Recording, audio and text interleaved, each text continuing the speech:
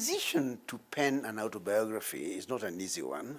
Whereas one knows their own story, it's not always the case that you believe that other people would be interested in appreciating their own story.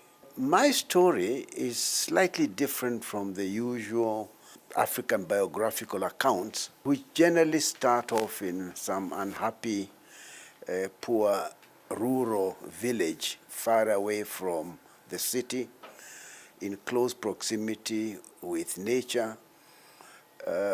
All the children have to go fetch water in rivers which are far away, have to walk barefoot to faraway schools, playing around with snakes and crocodiles. Mine is different because I'm an urbanite, and my book is actually a lot to do with the struggles of a young boy in a city, growing up in the city with all the challenges of city life, but also mirroring that with the struggles of our nation, because a nation is also a bit like a child, in the sense that our nation was born in '63, and it struggled with corruption, insecurity, hunger, disease, putting together educational systems.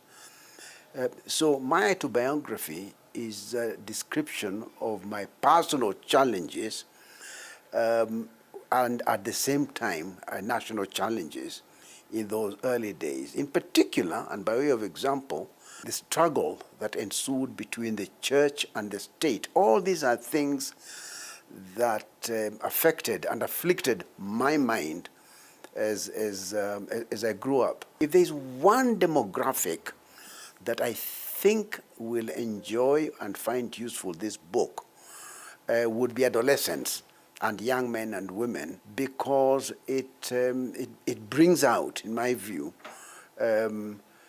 a part of their history that is either to be found in thick textbooks at universities and only in newspapers to which they have no access. This book is intended to stimulate younger men and women to ask questions. I also discuss a little bit the educational system as I experienced it.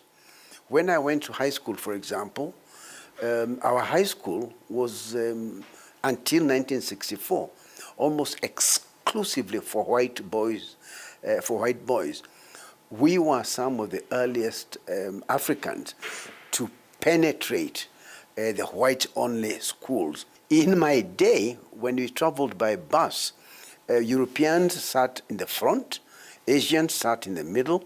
We sat on wooden seats at the back. Why was that? How did we experience that? So it's a book that is intended to raise questions in simple and I hope clear language, so that young men and women can see where it is that we have come from, so that even as we plan the next century and beyond, we would know where our roots were. How did my experiences in high school in particular shape my becoming a psychiatrist? It's one of the secrets in the book. But the truth is, my friends and I discovered a way into entering the global world through the written word. And as early as the age of 15, we already had a book club.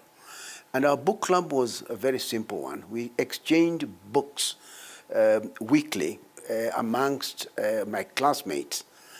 And through the exchange of these books, I came across a guy called Frantz Fanon, who was a psychiatrist. And he so impressed me with his works, The Wretched of the Earth, The Black Skins, White Masks.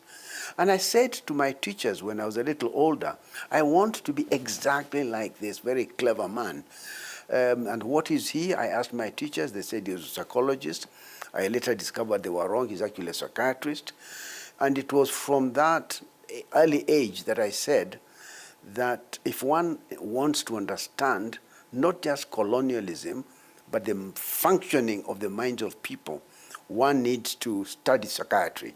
So I went to medical school essentially to become a psychiatrist. I'm a beneficiary of a scholarship offered by the British government through the British Council, but negotiated by Jomo Kenyatta's government in the mid-70s, that took 4 boys, 4 of us, to the University of London and the Maudsley Hospital back in 1977 to study psychiatry.